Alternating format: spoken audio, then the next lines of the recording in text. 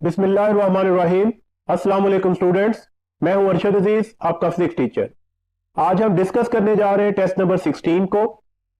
Test number 16 actually base करेगा हमारे पास step scheme of studies के अकॉर्डिंगली यूनिट नंबर 10 की सेकंड डिवीजन के कॉन्सेप्ट पर।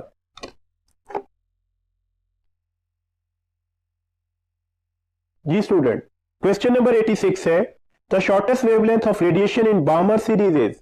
हमने बामर सीरीज की शॉर्टेस्ट वेवलेंथ कैलकुलेट करनी है कि वो क्या होगी। देखिए हमारे पास शॉर्टेस्ट या मिनिमम वेवलेंथ का फॉर्मूला क्या होता है।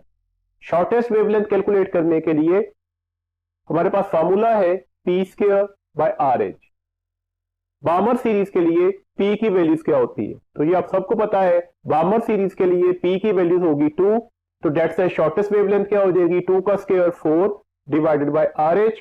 तो 4 over RH is our correct option and that is a Charlie. Next question है 87. Whenever a hydrogen atom emits a photon in Lyman series. हम इसमें 4 ऑप्शंस दी गई हैं, वन बाय वन पढ़ लेते हैं फिर करेक्ट ऑप्शन ढूंढ लेंगे। It need not to emit any more photon. Option beta है it may emit another photon in the Paschen series.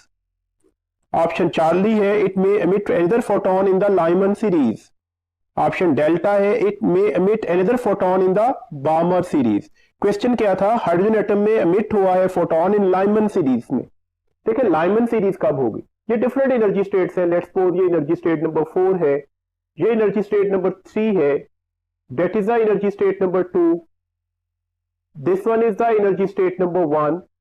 तो लाइमन सीरीज कब निकलेगी, जब किसी भी हायर एनर्जी स्टेट से इलेक्ट्रॉन जंप करके कहां पर आएगा E1 में। E1 स्टैंड फॉर अपनी ग्राउंड स्टेट में। तो ऑब्वियसली जब वो अपनी ग्राउंड स्टेट में आ गया तो अब वो फर्दर मोर किसी भी सीरीज का फोटोन एमिट नहीं कर सकता। तो इसका मतलब है करेक्ट ऑप्शन हमारे पास क्या हो गई अल्फा। अल्फा ऑप्शन एक बार फिर पढ़ लेते हैं, it not need to emit any more photon. Question number 88 है which of the following correctly represents the lowest state and all the possible excited state for Paschen series of the hydrogen atom. आपने कौन सी options है जो पेस्टन series की सारी जो spectrum है उसको डिस्क्राइब कर रही है। तो पेस्टन सीरीज के लिए पी की वैल्यूज क्या होगी, दैट इज 3। आप इसे क्वांटम नंबर्स के अकॉर्डिंगली, प्रिंसिपल क्वांटम नंबर्स के accordingly n is equal to 3 भी लिख सकते हो। और इसमें हायर एनर्जी स्टेट्स कौन सी होनी चाहिए, कहां से इलेक्ट्रॉन जंप करके थर्ड एनर्जी स्टेट में आएगा, दैट मे बी द 4, और 4 से आगे लार्जर भी कोई भी वैल्यूज हो सकती है 5, 6, 7 अप टू इंफिनिटी। तो डेट्स है इसके अकॉर्डिंगली हमारे पास करेक्ट ऑप्शन कौन सी है चार्ली। 89 क्वेश्चन है the energy of the highest energy photon of the preferred series of hydrogen spectrum is close to the. किससे आपने निकालनी है जी, फंड सीरीज के। और फंड सीरीज में हमारे पास पी की वैल्यूज क्या होगी, दैट इज द 5। तो कितनी एनर्जी रिलेट कर रही होती है इसके साथ हम अगर E की वैल्यूज कैलकुलेट करें तो E की वैल्यूज क्या आ जाएगी, that is the E not over n square, यहां पर n भी आएगा। तो डेट्स E5 किससे रिलेट कर रहा है, E5 रिलेट कर रहा है -13.6 डिवाइडेड बाय 25 को। तो यहां पर जो आंसर आएगा वो -0.54 इलेक्ट्रॉन वोल्ट के करीब आएगा। 25 5 125 होते हैं ना, तो ये 0.5 या 0.6 के दरमियान कोई आंसर होगा। अब मैक्सिमम एनर्जी कितनी होगी, जब इंफिनिटी से इलेक्ट्रॉन जंप करके यहां पर आ रहा होगा तो डेट से मैक्सिमम एनर्जी की वैल्यूज क्या होगी, that is E infinity minus the that values -0.54। E infinity की वैल्यूज क्या होती है 0 और माइनस माइनस क्या हो जाएगा प्लस, तो प्लस 0.54। तो आंसर हमारे पास कितना निकल आया, that is the 0.54 electron volt. तो ये मैक्सिमम एनर्जी निकलेगी फंड सीरीज में से। तो डेट्स से करेक्ट ऑप्शन हमारे पास है डेल्टा। नेक्स्ट क्वेश्चन है every series of hydrogen spectrum has an upper and lower limit in the wavelength. तो ये हमें अच्छी तरह से पता है, Lyman, Balmer, Paschen and so on, एक अपर लिमिट ऑफ वेवलेंथ होती है और एक लोअर लिमिट ऑफ वेवलेंथ होती है। The spectral series which has an lowest limit of wavelength equal to 3645 angstrom is 3645 angstrom is. मैं अगर इसे नैनोमीटर में लिख लूं तो बात हमारे पास बिल्कुल क्लियर हो रही है। ये लिखा जा रहा है 364 नैनोमीटर ऑलमोस्ट। तो आप सबको पता है कि बामर सीरीज में विजिबल रेंज निकलती है, मतलब हमारे पास वायलेट से रेड सारे के सारे कलर्स मिलेंगे और जो वायलेट की वेवलेंथ है वो ऑलमोस्ट इसी के बराबर निकलती है।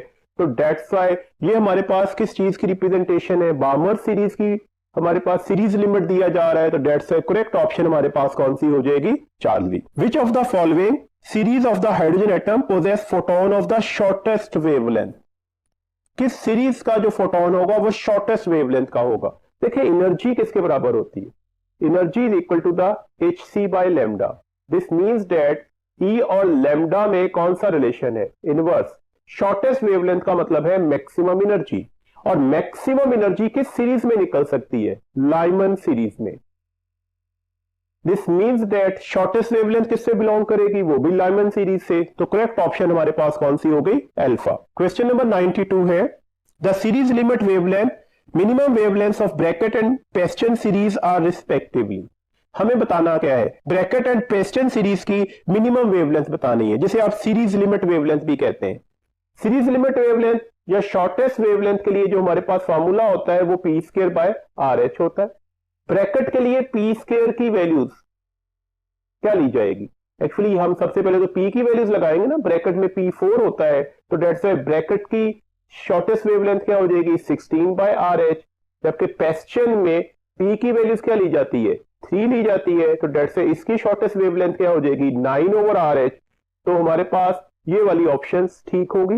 जरा देखिएगा ये कहां पर अवेलेबल है, बीटा में। मैं बीटा ऑप्शन पढ़ रहा हूं, 16 ओवर आर एच और दूसरी ऑप्शन है 9 ओवर आर एच, तो करेक्ट ऑप्शन है बीटा। क्वेश्चन नंबर 93 है our hydrogen atom in ground state absorbs 10.2 electron volt of energy. The orbital angular momentum of the electron is increased by.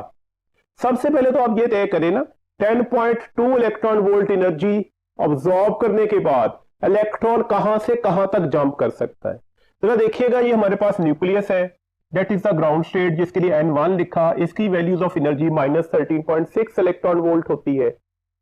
ये N2 है जिसे हमने first excited state बोला, इसकी energy -3.4 electron volt होती है। ये N इज इक्वल टू 3 है जिसे हम सेकंड एक्साइटेड स्टेट कहते हैं, इसकी एनर्जी -1.5 इलेक्ट्रॉन वोल्ट होती है। ग्राउंड स्टेट और फर्स्ट एक्साइटेड स्टेट के दरमियान एनर्जी डिफरेंस जरा कैलकुलेट कीजिएगा, ये 13.6 इलेक्ट्रॉन वोल्ट है और ये 3.4, तो एनर्जी डिफरेंस निकला 10.2 इलेक्ट्रॉन वोल्ट का। फर्स्ट एक्साइटेड और सेकंड एक्साइटेड स्टेट के दरमियान एनर्जी डिफरेंस का निकला 1.9 इलेक्ट्रॉन वोल्ट का। इसका मतलब है अगर 10.2 इलेक्ट्रॉन वोल्ट जितना फोटोन ऑब्जॉर्ब हो तो इलेक्ट्रॉन में ट्रांजिशन कहां से कहां तक आ सकती है, वो फर्स्ट एनर्जी स्टेट से, जिसे आप ग्राउंड स्टेट कह सकते हो, फर्स्ट एक्साइटेड स्टेट तक आ सकती है। तो अब आपने इन्हीं के दरमियान क्या कैलकुलेट करना है, increase in the angular momentum number. इसका मतलब है हमें अगर डेल्टा एल की वैल्यूज लेनी है जो इंक्रीज इन एंगुलर मोमेंटम है, तो आपने L2 माइनस L1 करना होगा। L का फॉर्मूला क्या है जी, NH/2 पाए, तो L2 क्या आ जाएगा 2H/2 पाए, L1 क्या आ जाएगा H/2 पाए। H/2 पाए क्या निकला कॉमन, तो डेट इज 2 - 1, तो आंसर जो होगा वो H/2 पाए निकल आए। आप इसको इसके अलावा एच कट भी लिख सकते हैं, एच कट की वैल्यूज भी ज़बानी याद होती है आपको, तो आप इसके अलावा ये वाली वैल्यूज भी लिख सकते हैं। तो करेक्ट ऑप्शन हमारे पास है अल्फा। 94 क्वेश्चन है the energy required to remove an electron in a hydrogen atom from N is equal to 7 state is. तो हमें एनर्जी रिक्वायर्ड कैलकुलेट करनी है जो इलेक्ट्रॉन को रिमूव करने के लिए चाहिए, किस स्टेट से, N इज इक्वल टू 7 से। तो सबसे पहले तो ये चेक करें कि N इज इक्वल टू 7 में एनर्जी होगी कितनी, तो E7 is -E0 over n square, तो 7 का स्क्वायर 49 हो जाएगा। तो डेट्स से इसको कैलकुलेट कीजिएगा। देखिए रफली एस्टिमेट कर लें कि ये 50 है, 52 आर 100, 53 आर 150। तो इसका मतलब है जो आंसर है 0.2 से 0.3 के दरमियान कुछ निकलेगा। इस तरह से आप गेस कर सकते हैं अपने आंसर्स को। तो आंसर -0.27 इलेक्ट्रॉन वोल्ट है।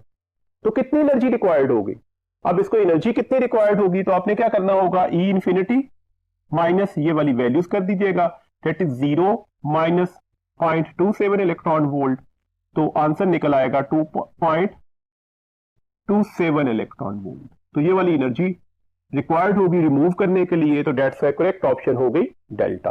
95 क्वेश्चन है when the voltage of the target in the x ray tube decreases then.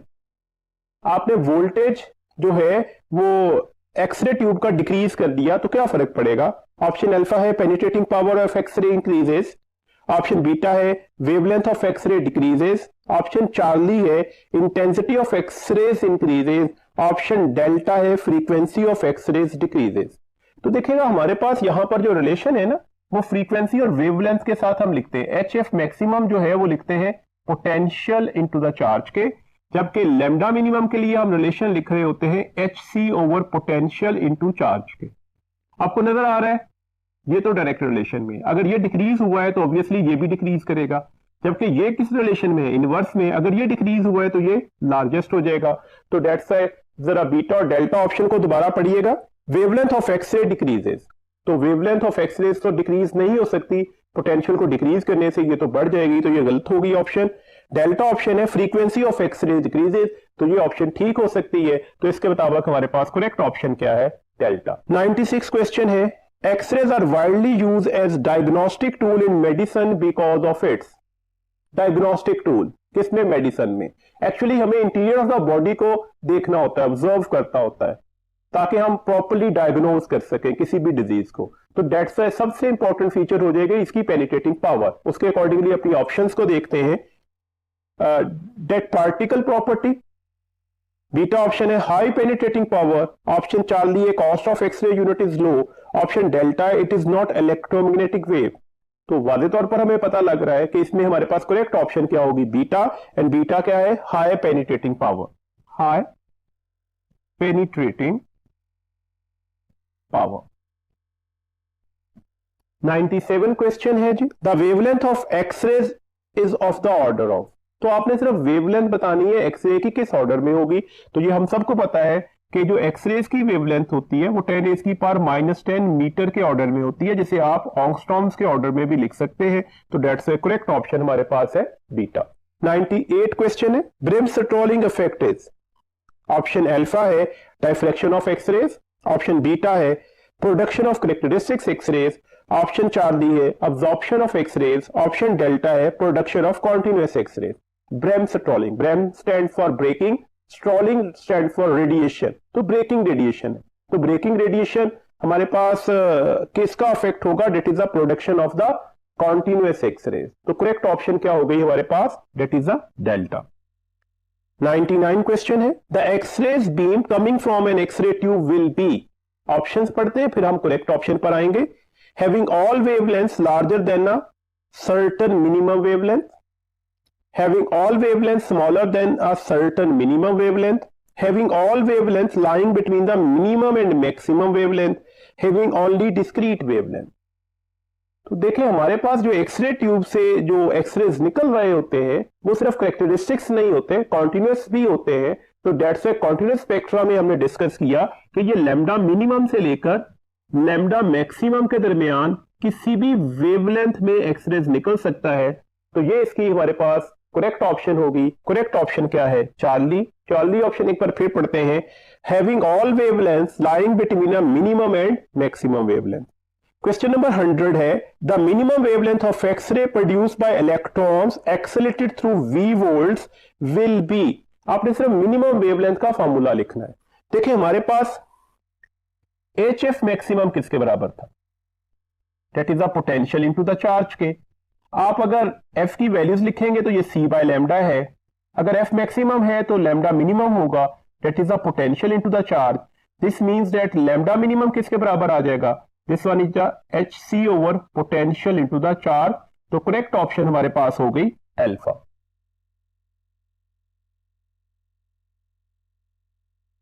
Next question है जी हमारे पास 101 the production of x-rays can be regarded as the inverse of. Option alpha है Compton's effect, option beta है photoelectric effect, option Charlie है pair production and option delta है annihilation of matter. देखिएगा हमारे पास एक्सरेज क्या थे। हमने एक्सरेज में क्या कहा था? अगर हम किसी भी एक हैवी एटम के ऊपर इलेक्ट्रॉन को बम्बार्ड कर दे तो हुआ क्या था? यहां पर इनिशियल ट्रांजिशन कॉज करने की वजह से फोटोन इमिट हो गया था। Because x-rays are the electromagnetic radiation, तो आप कह सकते थे फोटोन इमिट हो गया। जरा फोटोइलेक्ट्रिक इफेक्ट में देखिएगा क्या हुआ। जब भी हमने सुटेबल फ्रीक्वेंसी का फोटोन किसी भी मेटल सरफेस में, मतलब आप कह लें कि उसके एटम्स पर बम्बार्ड कर देते थे, तो यहां से एमिट क्या होते थे, फोटोन अपनी एनर्जी किसको ट्रांसफर कर रहे थे, इलेक्ट्रॉन्स को। तो ये लूजली बाउंड इलेक्ट्रॉन अपनी मेटल सरफेस को छोड़ रहे हैं, तो एक दूसरे के रिवर्स प्रोसेस हो गए ना। इलेक्ट्रॉन गया है, फोटोन एमिट हो रहा है, फोटोन गया, इलेक्ट्रॉन एमिट हो रहा है। तो एक्सरे का जो प्रोडक्शन है वो किसका रिवर्स प्रोसेस है, फोटोइलेक्ट्रिक इफेक्ट का। तो कौन सी ऑप्शन ठीक होगी जी, बीटा। 102 क्वेश्चन है, the beam of X-rays emitted from a target metal is. Option alpha है मोनोक्रोमेटिक, ऑप्शन बीटा है कोहेरेंट, ऑप्शन चार्ली है both monochromatic and coherent, and option delta है neither monochromatic nor coherent. X-rays की बात हो रही है।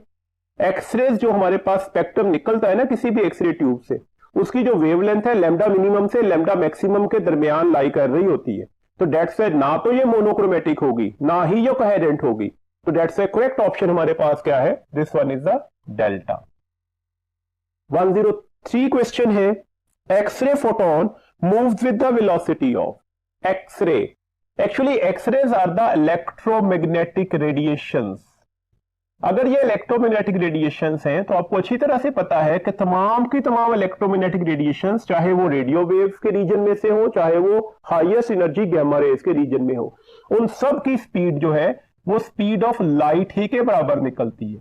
तो डेट्स वाई करेक्ट ऑप्शन हो गई अल्फा। 104 क्वेश्चन है, two electronic transitions are occurred in the target atom of x-ray tube, one from M shell to K shell, another from M shell to L shell. Which emitted X-ray photon has more energy? एक transition आई है M shell से K shell में, एक transition आई है M shell से L shell में। यहां पर हमारे पास K सीरीज का एक्सरेज निकलेंगे और यहां पर हमारे पास L सीरीज के एक्सरेज निकल रहे हो। आपने बताना है किसकी एनर्जी लार्जेस्ट होगी। तो याद रखिएगा K सीरीज की लीस्ट से लीस्ट एनर्जी भी एल सीरीज की हाईएस्ट से हाईएस्ट एनर्जी से भी लार्जेस्ट निकलेगी। तो डेट्स वाई हमने बगैर सोचे समझे हमारे पास करेक्ट ऑप्शन बन रही है के सीरीज वाले एक्सरेज के ऊपर। तो डेट्स वाई करेक्ट ऑप्शन हमारे पास है अल्फा। 105 क्वेश्चन है, according to the following graph identify the correct option. आपके पास एक ग्राफ बना हुआ है, ये एक्सरे ट्यूब से ग्राफ बना between the intensity at the wavelength of x-rays. Graph पर कुछ पॉइंट्स बता दिए गए कि ये पीक 1 है, ये 2 है, ये 3 है, ये 4 है। आपने इस पर लिखना है कि ये पीक किस किस एक्सरेज को रिप्रेजेंटेशन दे रही होगी। हमें वादे तौर पर नजर आ रहा है कि अब यहां पर दो सीरीज का ग्राफ बना हुआ है। ऑब्वियसली ये के सीरीज का ग्राफ होगा और ये ग्राफ एल सीरीज का होगा। के सीरीज में ज्यादा बड़ी वेवलेंथ किसकी होती है, के अल्फा की। तो ये पीक नंबर 2 तो के अल्फा को रिप्रेजेंट कर रही होगी और पीक नंबर 1 के बीटा को। एल सीरीज में बड़ी वेवलेंथ किसकी होगी, एल अल्फा की। तो 4 नंबर जो पीक है वो तो एल अल्फा को रिप्रेजेंट कर रही होगी और 3 नंबर पीक जो है वो एल बीटा को रिप्रेजेंट कर रही होगी। तो इसके अकॉर्डिंगली अगर आप अपनी ऑप्शंस को देखते हैं तो हमारे पास करेक्ट ऑप्शन है डेल्टा। नेक्स्ट क्वेश्चन है जी हमारे पास 106, electrons with the energy 50 electron volt are incident on the target of an x-ray tube. To remove electron from the K shell energy, it required 42.5 electron volt. X-rays emitted by the tube contain only the। देखिए हमारे पास electron energy कितनी देकर आ रहा है, 50 electron volt. K shell से electron को remove करने के लिए एनर्जी चाहिए कितनी थी, तो कितनी एनर्जी चाहिए थी जी हमारे पास 42.5 इलेक्ट्रॉन वोल्ट। इसका मतलब है इनर शेल ट्रांजिशन तो हो जाएगी क्योंकि इलेक्ट्रॉन जो एक्सटर्नल इलेक्ट्रॉन था वो ज्यादा बड़ी एनर्जी लेकर आ रहा है as compare to the orbital electron से। तो ये उसको रिक्वायर्ड एनर्जी प्रोवाइड करके यहां से नॉकआउट करवा देगा। वैकेंसी को फिल करने के लिए जब हायर स्टेट से इलेक्ट्रॉन आएंगे तो इनिशियल ट्रांजिशन होगी तो कैरेक्टरिस्टिक एक्सरे तो निकलेंगे। इलेक्ट्रॉन की एनर्जी ज्यादा है तो ये कोलिजन्स के ऊपर अपनी एनर्जी को डिसिपेट भी करेगा और जब जितना एनर्जी में लॉस आ रहा होगा वो किस शक्ल में पेयर होगा, ब्रेकिंग रेडिएशन की शक्ल में। तो डेट्स से यहां पर कॉन्टिन्यूस एक्सरेज भी मिलेंगे। तो इसके अकॉर्डिंगली अपनी ऑप्शंस को देखते हैं कौन सी ऑप्शन हमारे पास ठीक है जी। ऑप्शन अल्फा है कैरेक्टरिस्टिक स्पेक्ट्रम, ऑप्शन बीटा है कॉन्टिन्यूस स्पेक्ट्रम, ऑप्शन चार्ली है बोथ ए एंड बी। तो अभी हमने क्या डिस्कस किया, इसमें दोनों स्पेक्ट्रम्स मिल सकते हैं, तो दैट्स द करेक्ट ऑप्शन हमारे पास क्या है, both A and B, that is the Charlie. Question number 107 है, an x ray tube is operated at 50 kilovolt, the minimum wavelength produced is. देखिए आपके पास मिनिमम वेवलेंथ का फॉर्मूला क्या है, hc divided by potential into the charge, hc over charge ये तो एक फिक्स्ड वैल्यूज में है, पोटेंशियल से डिवाइड कर दें, दैट इज द 50,000, ये दो जीरो इससे कट गए। देखिए 124 इंटू 10 रेज की पावर -2 डिवाइडेड बाय 5, आप इसे ऐसे भी लिख सकते हैं। मैंने ये दो जीरो को 10 रेज की पावर +2 ऊपर ले जाकर 10 रेज की पावर -2 में कन्वर्ट कर दिया, दैट्स ये लिखा जा सकता है 1.24 डिवाइडेड बाय 5। अगर आप इसे फर्दर ऑपरेट करते हैं तो 0.5 2 10 एंड 5 4 20, तो ऑलमोस्ट 0.24 ऑंगस्ट्रॉम आंसर निकलेगा। तो इसके अकॉर्डिंगली हमारे पास जो करेक्ट ऑप्शन होगी वो होगी चार्ली। चार्ली ऑप्शन पढ़ देता हूं, 0.25 ऑंगस्ट्रॉम्स। 108 क्वेश्चन है, the characteristics of the target element that determines the frequency of the characteristics X-ray is. Option alpha है its melting point, option beta है its atomic number, option Charlie है its conductivity, option delta है its mass number. देखिए हमें कहा क्या गया, the characteristics of the target element that determines the frequency of the characteristics X-ray. तो Moseley's law हमारे पास होता क्या है, एफ जो अंडर रूट होगा वो डायरेक्टली प्रोपोर्शनल होता है जी के, तो एक्चुअली फ्रीक्वेंसी किससे डिटरमिनेट हो सकती है, एटॉमिक नंबर से। तो करेक्ट ऑप्शन हमारे पास क्या होगी, बीटा। मैं बीटा ऑप्शन एक बार पढ़ रहा हूं, इट्स एटॉमिक नंबर। जी नेक्स्ट क्वेश्चन है 109 question, a potential difference of 42,000 volt is used in an x ray tube to accelerate electrons, the maximum frequency of the x-ray produced is. तो आपने maximum frequency calculate करनी है। HF maximum का formula potential into the charge होगा, potential की value 42,000 दी गई, charge की वैल्यूज आप सबको पता है 1.6 इंटू 10 इसकी पावर -19 होती है। हम इसको फर्दर सॉल्व करते हैं। देखें हम करेंगे क्या, कोफिशिएंट्स को कोफिशिएंट से मल्टीप्लाई कर देते हैं। 16 2 आर 32, 16 4 आर 64 और 3 बाकी बचे हुए थे तो उसे ऐड किया तो 67। एक डेसिमल पॉइंट के बाद डेसिमल लग गया। आपके पास ये 3 जीरो से, ये 10 इसकी पावर +3 है तो ये यहां पर कितना हो जाएगा, 10 इसकी पावर -16। आप इसे ऐसे भी लिख सकते हो, that can also be written as 6.7 into 10 इसकी पावर -15। मैंने इसे साइंटिफिक नोटेशन में लिख लिया। तो अब एफ मैक्सिमम बेटा किसके बराबर आ जाएगा, डेट इज द 6.7 इंटू 10 इसकी power -15 divided by H. 6.7 into 10 इसकी पावर -15 डिवाइडेड बाय 6.63 इंटू 10 इसकी पावर -34। ये ऑलमोस्ट सेम है, कैंसिल हो जाएंगे। -34 ऊपर जाकर +34 में कन्वर्ट हो गया, तो जब आप इसे फर्दर सिंप्लीफाई करते हैं तो आंसर 10 इसकी पावर +19 हर्ट्ज निकल सकता है। तो करेक्ट ऑप्शन हमारे पास होगी अल्फा। नेक्स्ट क्वेश्चन है, X-rays are, option alpha electromagnetic radiation of high frequency, option beta electromagnetic radiation of low frequency. तो लो फ्रीक्वेंसी की तो नहीं है इलेक्ट्रोमैग्नेटिक रेडिएशन थी लेकिन काफी बड़ी हाई फ्रीक्वेंसी की। चार्ली बीम ऑफ इलेक्ट्रॉन, तो ये इलेक्ट्रॉन्स नहीं होते। Delta beam of positive ion, ये पॉजिटिव आयन्स भी नहीं है। X-rays are the photons, chargeless massless particle है। तो एक्सरेज होते क्या है, एक तो ये इलेक्ट्रोमैग्नेटिक रेडिएशंस है और दूसरा ये काफी हाई फ्रीक्वेंसी की इलेक्ट्रोमैग्नेटिक रेडिएशंस होती हैं। तो करेक्ट ऑप्शन हमारे पास है अल्फा। नेक्स्ट क्वेश्चन है जी 111, विच of the following statement is true, the energy of an electron bound in atom is 0। आपने ट्रू स्टेटमेंट ढूंढनी है। पहली ऑप्शन ही देखिएगा, the energy of an electron bound in atom is 0। Energy कब 0 होती है, जब वो इंफिनिटी स्टेट पर होगा, और इंफिनिटी स्टेट पर ऑब्वियसली ये बाउंड इलेक्ट्रॉन नहीं होता। तो डेट्स ये ऑप्शन तो गलत हो गई। The electron in an atom emit energy moving from ground state to the excited state. Ground state से एक्साइटेड स्टेट में जाते हुए एनर्जी इमिट नहीं होती, एनर्जी अब्सॉर्ब होती है। तो ये ऑप्शन भी गलत हो गई।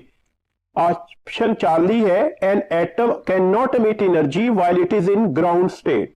ऑब्वियसली जब ये अपनी ग्राउंड स्टेट में होगा तो अब ये फर्दर एनर्जी को मिट नहीं कर सकता, क्योंकि ये ग्राउंड स्टेट में आ गया, फर्दर ट्रांजिशंस रुक जाएंगी। तो ये ऑप्शन ठीक है।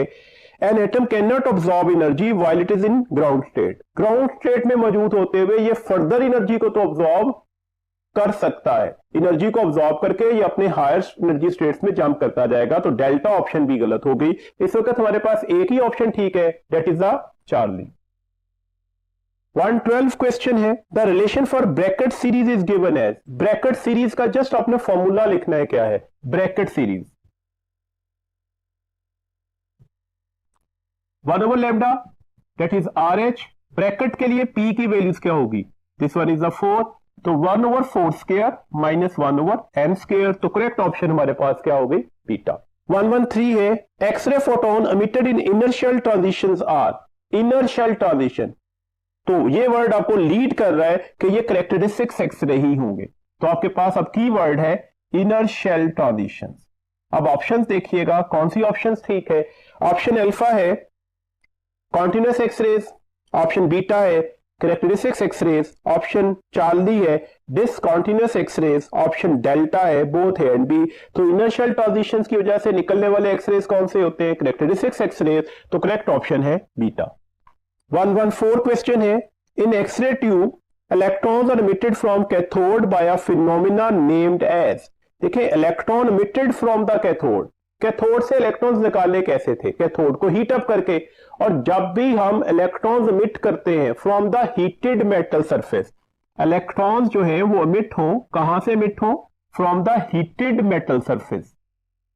तो इस फिनोमिना का नाम हम क्या बोलते हैं, that are known as the thermionic emission. तो करेक्ट ऑप्शन हमारे पास क्या हो गई, अल्फा।